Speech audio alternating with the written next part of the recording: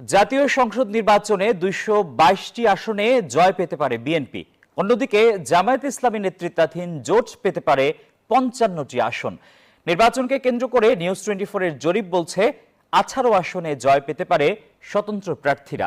জরিপের তথ্য অনুযায়ী প্রধানমন্ত্রী পদে এগিয়ে রয়েছেন বিএনপি চেয়ারম্যান তারেক রহমান।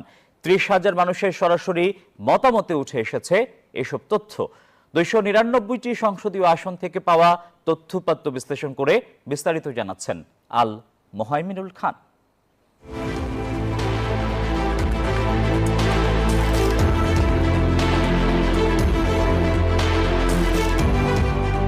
রাজনীতি রাজনীতি, যার সমীকরণ বদলায় ক্ষণে ক্ষণে, উত্থান কিংবা পতন, সব প্রশ্ন উত্তর থাকে জনমনে। কোন দল সরকার গঠন করবে, কে হবেন প্রধানমন্ত্রী, এ নিয়ে নানা মহলে আছে আলোচনা সমালোচনা, আছে চুলচেরা বিশ্লেষণও। অবস্থা আর দৃষ্টিভঙ্গির উপর ভিত্তি করে হয়তো বদলে যায় অনেক কিছু। নিউজ 24 এর নিজস্ব জরিপ বলছে বড় ব্যবধানে বিজয় নিয়ে সরকার গঠন করবে বিএনপি। জরিপ অনুযায়ী বাংলাদেশ জাতীয়তাবাদী দল একাই পেতে পারে ২২২টি আসন। জামাত জোট জয় পেতে পারে ৫৫টি আসনে। জাতীয় পার্টি আর ইসলামী আন্দোলন বাংলাদেশ আসন পাবে ২টি করে। তবে স্বতন্ত্র প্রার্থীরা পাবেন ১৮টি আসন। আর স্থগিত রয়েছে শেরপুর ৩ আসনের নির্বাচন। কয়েক মাস ধরে আসন ভিত্তিক জরিপ চালায় নিউজ 24।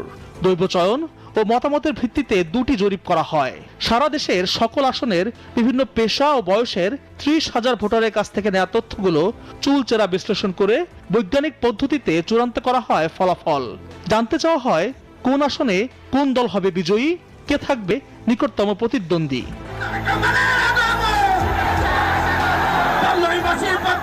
জরিপ অনুযায়ী একক সংখ্যাগরিষ্ঠতার পথে ধাবমান ধানের শীষ।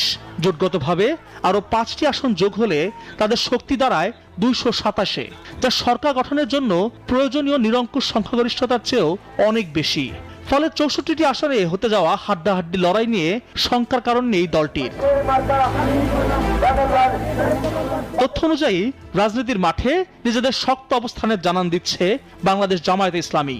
একাই ৪৮টি আসনে বিজয়ের সম্ভাবনা নিয়ে দাঁড়িপাল্লা রয়েছে দ্বিতীয় অবস্থানে। জরিপ বলছে এনসিপির ৪টি সহ অন্যান্য অংশীজনদের মিলিয়ে মোট ৫৫টি আসন পেতে যাচ্ছে জামাত নেতৃত্বাধীন জোট। সংসদ নির্বাচনে জনগণের পছন্দের প্রধানমন্ত্রী কে? নিউজ 24 এর জরিপে সারা দেশ থেকে অংশ নেওয়াদের ৬১.৭৪% মানুষ আগামী দিনের প্রধানমন্ত্রী হিসেবে দেখতে চান বিএনপির চেয়ারম্যান তারেক রহমানকে।